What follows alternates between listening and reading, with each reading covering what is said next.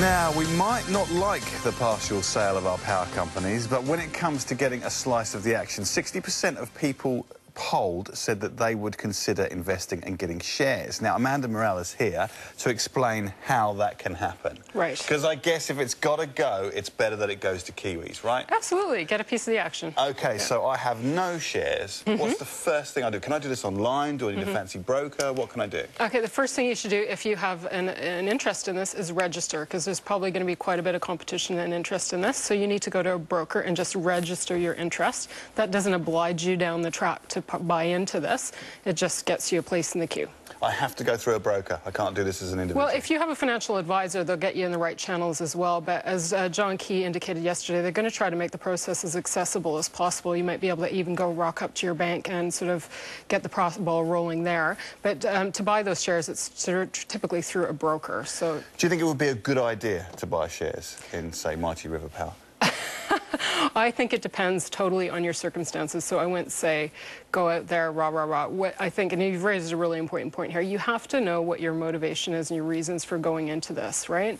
And that needs to be assessed within part of a larger plan. If you've got a lot of debt, possibly, this is not a good idea. Or if you're looking at saving for a house, why are you going to go put your money into the share market? It could be variable. You don't know what your returns are. So sit back for a second and think why you want to do this. Don't get caught up in the hype like Facebook and just slap down your money.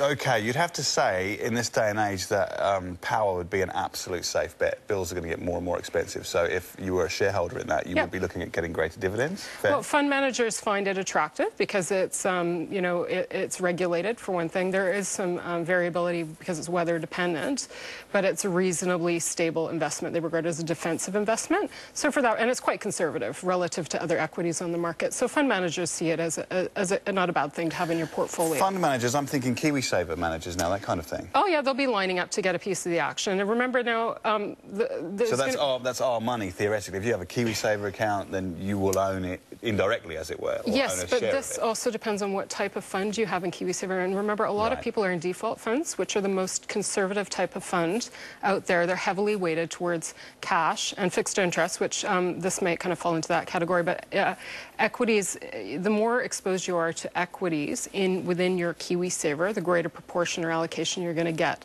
potentially, if your KiwiSaver fund manager is buying into this of a power company. So you need to, you know, back up the boat and find out what kind of fund you're in. Maybe talk to your fund manager, your provider, to see if... Right, so what may have seemed risky in the past, i.e. the stock market, would now not be quite so risky, potentially? Not necessarily, but like I said, on a scale of risk, this is regarded at the low end of the risk because of the reasons I said before. What do you think is the minimum amount of shares, the minimum amount of money that will be required for you to get into this?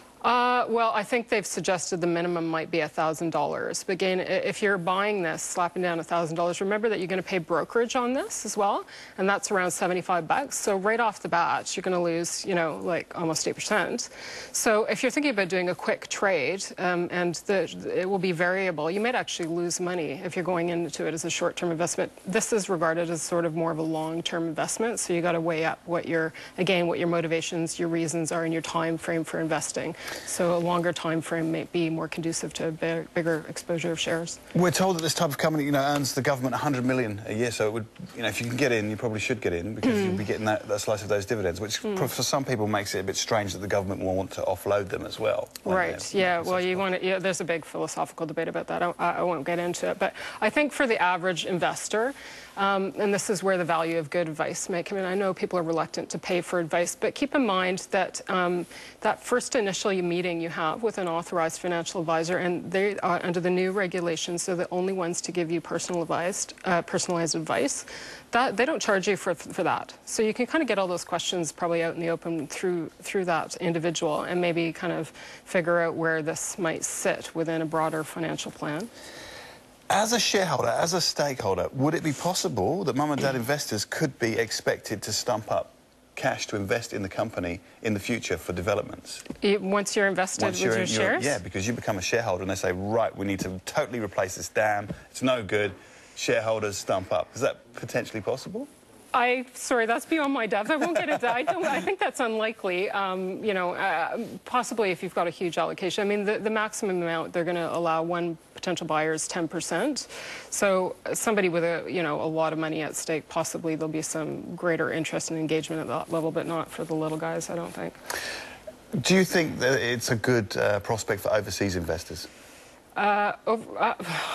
It depends on what their interests are. I'm not sure if it's going to attract much interest from overseas buyers. I mean, primarily, the government is looking to generate some interest from the domestic market, and that's, I think that's where the interest should properly lie. And the things that they've done, as you said, is they're going to maintain a controlling share, and you can only have a maximum of 10%, is it, of the company? Any one individual. So somebody like ACC might be getting as much as they can, or the New Zealand Super Fund, some of the Maori parties out there as well, with some money to invest in a vested interest, yeah. Will you be buying shares in it?